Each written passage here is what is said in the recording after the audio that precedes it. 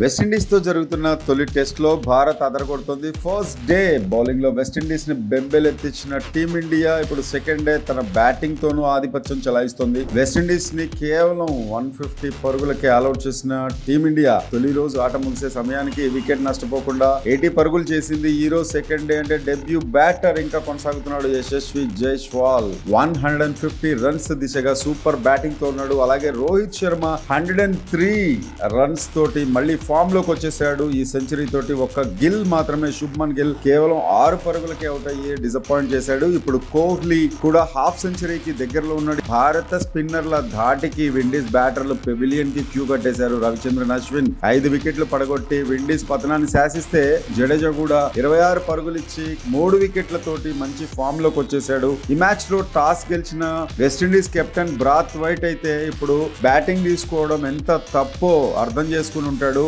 మరి మన ఇండియా తోటి అట్లా ఉంటది. ఈ మ్యాచ్ లో ఇంటర్నేషనల్ క్రికెట్ లో అరంగేట్రం చేసిన యశస్వి జైస్వాల్ సూపర్ బ్యాటర్ అని చెప్పొచ్చు. ఏమాత్రం బెరుకు లేకుండా బ్యాటింగ్ చేస్తున్నాడు. So this is the second day analysis.